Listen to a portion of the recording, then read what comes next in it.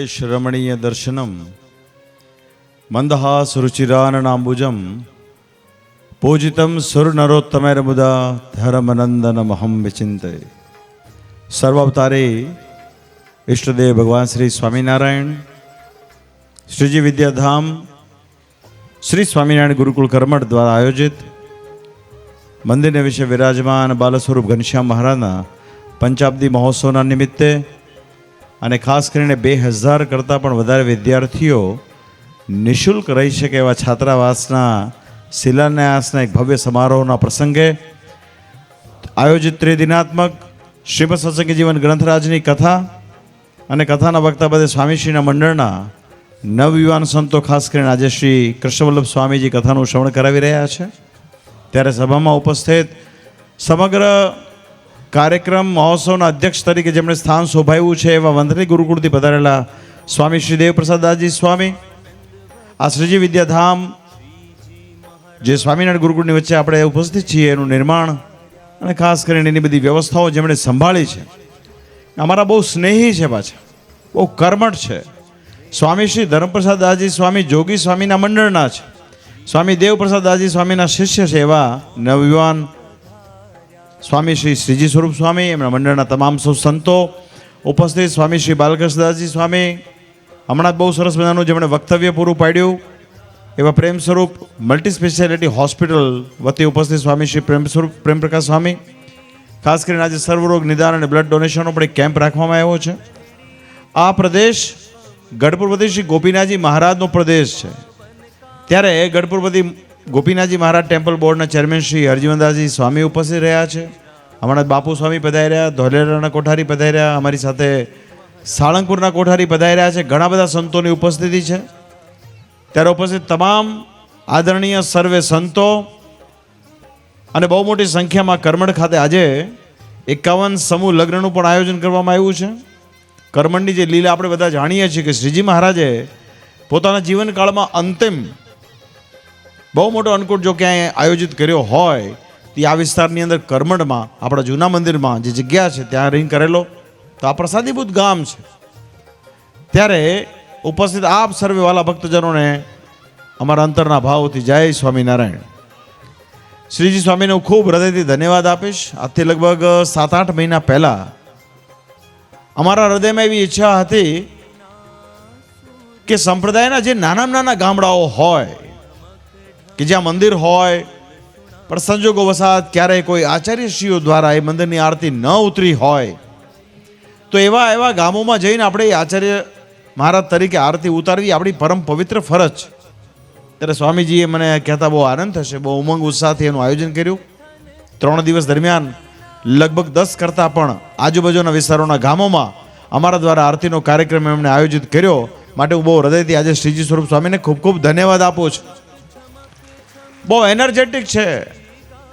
હમણાં સંતોએ કીધું ને બધાએ કે સ્વામિનારાયણ સંપ્રદાયમાં ભગવાન સ્વામિનારાયણની કૃપાથી સંતોમાં ભગવાને એવી શક્તિ મૂકેલી છે કે કોઈ પણ કાર્યનો આદર કરે એમાં ભગવાન ભળતા હોય છે, કેમ કે લોકહિતનું કામ હોય છે, સમાજનું કામ હોય છે।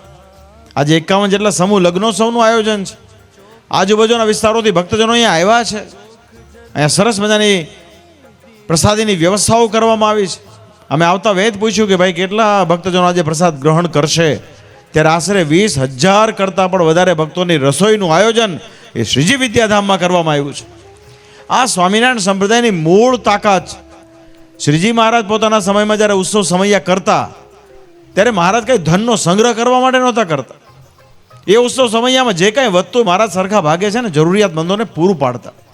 મહારાજે જ્યારે શિક્ષાપત્રી લખી ત્યારે આચાર્યશ્રીઓને એવી આજ્ઞા કરી કે અમારા મંદિર પરત્વે આવેલો કોઈ પણ અન્નાર્થી હોય એને તમારે અન્નનું દાન પૂરું પાડવું, એનું તમારે આગતા સ્વાગતા કરવી। તો એ ન્યાયે આજે સ્વામિનારાયણ સંપ્રદાયમાં જેટલા પણ ગુરુકુળો સ્થપાય છે, જેટલી સંસ્થાઓ સ્થપાય છે, એ સમગ્ર વર્ષભર દરમિયાન એ સંસ્થાઓ દ્વારા ખૂબ ઉત્તમ કાર્યો થઈ રહ્યા છે, એનો અમને ખૂબ ખૂબ આનંદ છે। ઉતાર ને ચડાવ આવે પણ સાચી પરીક્ષા તો એમાં જ થતી હોય છે। શ્રીજી મહારાજ કે આપતકાળ આવે અને જેની સમજણ એ દ્રઢ રહે એવો જે ભક્ત છે એની પર અમારો સહેજે રાજીપો છે। હમણાં પ્રેમ સ્વરૂપ સ્વામીએ વાત કરીને આપણને કે મુશ્કેલી આવી હતી બધાનો સહિયારો પુરુષાર્થ ને સાથ સહકારથી આજે શ્રીજી સ્વામી આપણે બધા આ ભવ્યતાપૂર્વક પંચાબ્દી ઉત્સવ ઉજવી રહ્યા છીએ. એ જ બતાવે છે કે ભગવાન શ્રી હરિનો આ મંડળ ઉપર ખૂબ રાજીપો છે. હવે આસપાસના ગામોના ભક્તોને અમારી ભલામણ છે, આવું સરસ મજાનું સ્થાન હોય, અહીંયા ઘણા બધા આયોજનો થતા હોય છે. શાકોત્સવના આયોજનો થતા હોય, અન્નકૂટના આયોજનો થતા હોય, આપણા સમગ્ર વર્ષ દરમિયાન ઉજવાતા નાના મોટા ઉત્સવો હોય, પારાયણો હોય. એમના નવયુવાન સંતો, આજે મને ખુશી એ વાતની છે કે અમારા દીક્ષિત સંતો છે પણ બહુ સરસ કથા વાર્તા દ્વારા સત્સંગનું પોષણ કરી રહ્યા હોય. ત્યારે આ બધી સર્વાંગી પોષણની, વિકાસની ખૂબ ખૂબ વાતો છે. ખૂબ ખૂબ રાજીપો વ્યક્ત કરું છું. હમણાં અમારા ભક્તિ સ્વામી હરિયાળાવાળાએ વાત કરી, એ ભાઈ આ નાના ગામડામાં મારા શ્રી ક્યાં આવે? અરે અનંત કોટી બ્રહ્માંડના ધણી પુરુષોત્તમ નારાયણ કર્મણમાં આવ્યા હોય તો વડતાલ પીઠાધિપતિને કાંઈ આવવામાં વાર લાગે નહીં. મને ખાલી 2.5 કલાક જ થઈ છે. તો વાલા ભક્તજનો, સત્સંગમાં ગુણ લેવાની વાત છે. કોઈ સારું કામ કરતું હોય તો આપણે એનો ગુણ લેવો પડે, અને ભગવાન કંઈક પ્રેરણા કરે તો આપણે કંઈક નાનું મોટું સહકાર આપવું જોઈએ. આખી વિચારધારા એ બદલવાની બહુ મોટી જરૂરત છે. અમે તો હૃદયથી એવું ઈચ્છીએ છીએ કે ગુજરાત, સમગ્ર ગુજરાત નહીં, દેશભરમાં જ્યાં જ્યાં મુમુક્ષો વસતા હોય ત્યાં ત્યાં અમારા સ્વામિનારાયણ સંપ્રદાયના સંતો ત્યાં ત્યાં જઈ કોઈ શૈક્ષણિક સંસ્થાઓ કે કોઈ આધ્યાત્મિક સામાજિક સંસ્થાઓ ઉત્પન્ન કરી અને ત્યાંના ભક્તોનું પોષણ કરે, એવી અમારી ભગવાન શ્રી હરિના ચરણમાં પ્રાર્થના છે. પણ એની એક શરત હોય છે કે મૂળ જે વિચારધારા, મૂળ જે પરંપરા, સહજાનંદ સ્વામી મહારાજે જે બેદેશ ગાદીનો વિભાગ કર્યો અને પોતાના સ્વહસ્તે 6 જેટલા મોટા મોટા મંદિરોના નિર્માણ કરાવ્યા.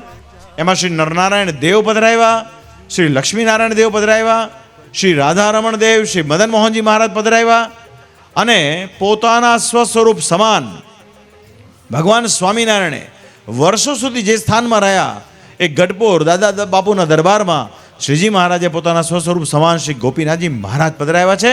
આ સાચા અર્થમાં આપણા સ્વામિનારાયણ સંપ્રદાયનો વારસો છે. તો એ વાત જાળવી રાખવી પડે. જે ગાદી અંતર્ગત જે પ્રદેશના આપણે સંતો હોઈએ એનું ગૌરવ જ્યાં સાચવીએ, કારણ કે એને લઈને આપણે છીએ. પછી આપણે નવી એક પરંપરા શરૂ કરીએ ને તો એનો કોઈ અર્થ નથી. ભાઈ, જો શ્રીજી મહારાજે દેવ ના પધરાવ્યા હોત તો આચાર્ય ન હોત. કારણ કે દેવ છે ને એ બધાનું ભરણ પોષણ કરે છે, એ યોગક્ષેમ કરે છે બધાનું. તો દેવ છે તો એના આચાર્ય છે, અને આચાર્ય છે તો મૂળ ગાદીના આચાર્ય દીક્ષિત પરંપરાના સંતો છે. તો આ વાત બહુ લક્ષ્યમાં રાખવા જેવી છે.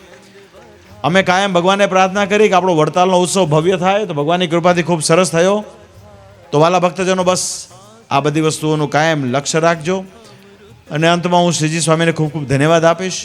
બહુ સારો પ્રયત્ન. અને આજે તો વળી આપણા ગુજરાત રાજ્યના માનનીય મુખ્યમંત્રી શ્રી ભૂપેન્દ્રભાઈ પટેલ સાહેબ હમણાં ટૂંક સમયમાં પધારનાર છે.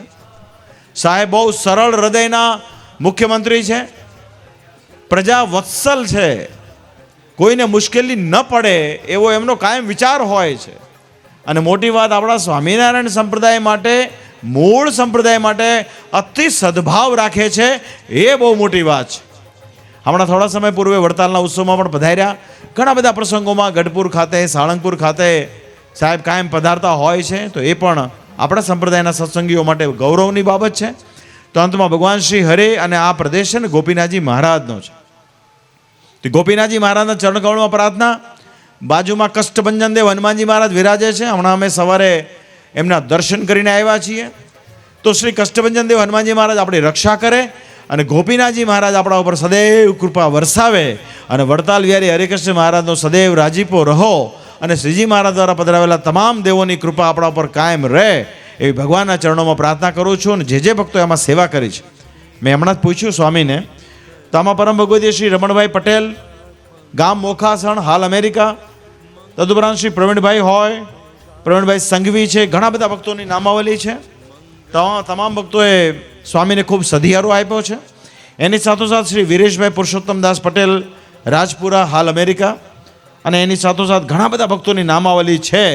તો જે ભક્તોએ નાની સેવાથી લઈ શ્રીજી સ્વરૂપ સ્વામીને સર્વ પ્રકારે જેમણે હિંમત પૂરી પાડી હોય, એવા તમામ ભક્તોનું મહારાજ ખૂબ મંગળ વિસ્તારો એવી પ્રાર્થના સાથે મારા ભાવથી આપ સર્વને જય સ્વામિનારાયણ. તોરણિયા બારણીએ બંધાવ્યા, મોતી માળે સજાવ્યા.